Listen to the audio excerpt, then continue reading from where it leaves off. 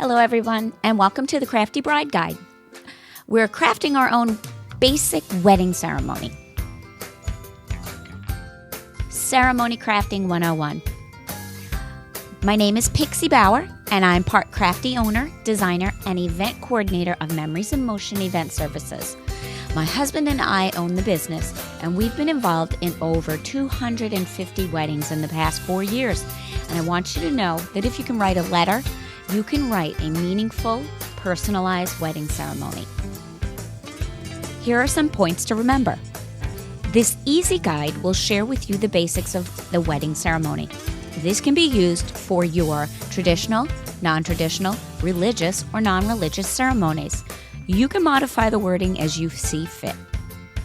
Here's the CBG note. In order for your wedding to be legal in most states, you must have a notary or a certified clergy member do the service. You also must have a marriage license, which can be obtained from your clerk of court or other county office. Please note, you may not marry a minor, a goat, or your dog legally. So let's begin. Traditionally speaking, here are some questions. Question 1. Do you want to be escorted down the aisle by someone? If yes, then you can choose to have a parent, family friend, or basically any person that's important to you escort you down the aisle. If you would rather walk by yourself, that's okay too. If you want someone to escort you, let's go to question number 2. This is something that you might want to have the officiant ask. Who gives this man or woman's hand in marriage? If you want that question to be answered, have your officiant ask that question. If you do not, you can leave it out and you can just be escorted down the aisle quietly and handed to your groom. Step 1, welcome. This is where your officiant addresses the crowd, says thank you for joining the couple on such a momentous day.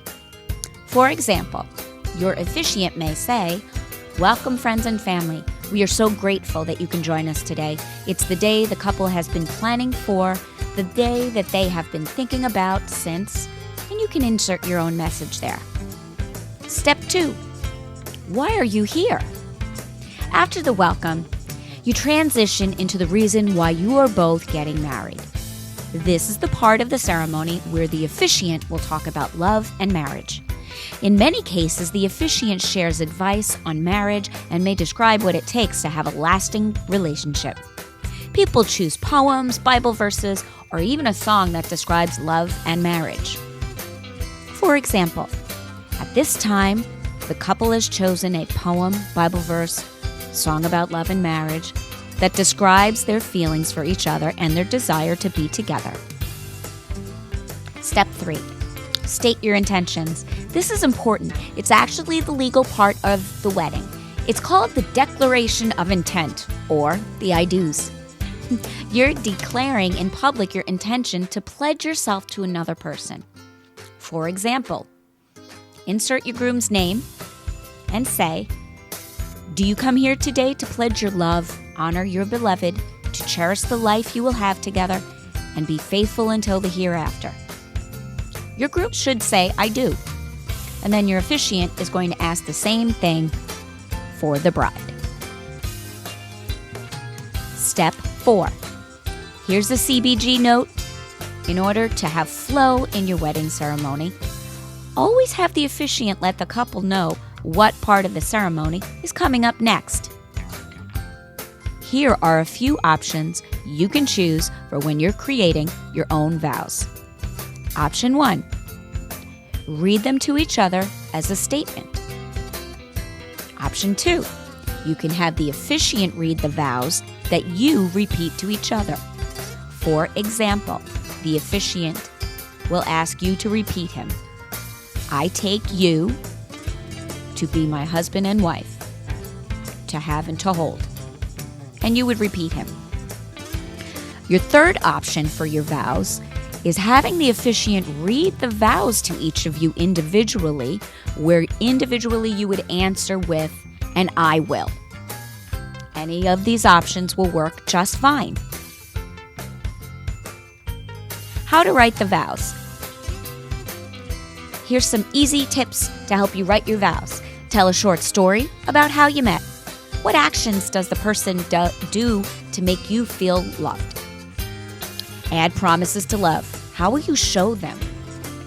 Add that you will endure the hard times such as sickness and financial hardship. Add that you look forward to having a family with them, children with them.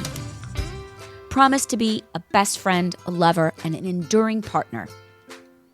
You can also add a funny quirk about them, but please ask first, because this is not the time you want your spouse to be embarrassed. Most importantly, share why you want to be with them forever. Step 5, may I have the rings? The rings are a tangible sign of your love, your commitment, and your marriage. The wedding ring is worn on your left ring finger because that's where people thought in the Middle Ages there was a direct line leading from your finger to your heart. So your officiant should start off with, may I please have the rings? Your best man or ring bearer will give the rings to the officiant. And for example, the officiant will ask your groom to please place the ring on your bride's finger and repeat after me. And your groom will say, with this ring, I pledge my unending love and support for our marriage, and I promise to uphold our wedding vows. At that time, he puts the ring on your finger. And then the officiant should ask the same of the bride. After the ring exchange, there are some additional blessings that you can add to your ceremony. Here are some ideas. A sand ceremony, where you pour some sand into a container and your spouse pours sand into the container and you both have one container filled with 2 sand together. A unity candle, a wine ceremony, a rose ceremony, or even a hand fasting, also known as tying the knot. So if you have any questions about those, you can Google any of these ceremonies and they can give you tons of ideas. Step 6, the end and the beginning. This is the part we have all been waiting for, the beginning. That's right, because although your ceremony has ended, you are now beginning your married journey. So this is an example of what you would like your officiant to say. Now, the couple, you have stated your vows, exchanged your rings, and said your I do's. By the power vested in me by the state of whatever state they're living in, I pronounce you husband and wife. Groom, will you please kiss your bride? And then everybody claps, which most people will clap. And then when the applause dies down, you want to have your officiant say, ladies and gentlemen, I now present to you Mr. and Mrs., whatever your last name is. Or if you're not having the same last name, they can just say both of your last names. And at that time, you would turn around and face the crowd. You are now married. That's it. That's all. You just got married. At the completion of your ceremony, have your officiant sign your marriage license. Sometimes the witnesses will need to sign the license also. Just a reminder, before you go and take pictures, it's also good to get the marriage license out of the way so you don't have to worry about it. Go forth and have a celebration. And I just want you to know you are very capable of writing your own ceremony. And that's it. So let's review. Your step 1 is a welcome. Your step 2 is a why are you here. Your step 3 is stating your intentions. Your step 4 is your vows. Your step 5 is a ring exchange. And your step 6 is the ending. So see, it really is a lot like writing a letter. Thank you so much for watching. This was the Crafty Bride Guide. Contact us for more DIY wedding ideas at craftybrideguide.net. And for more information about our event services, please visit our website, www.theweddingboss.com. We're Memories in Motion Event Services. Here's some helpful resources, some poets, and some Bible verses. And that's it. That's all, everybody. You can do this. Thank you.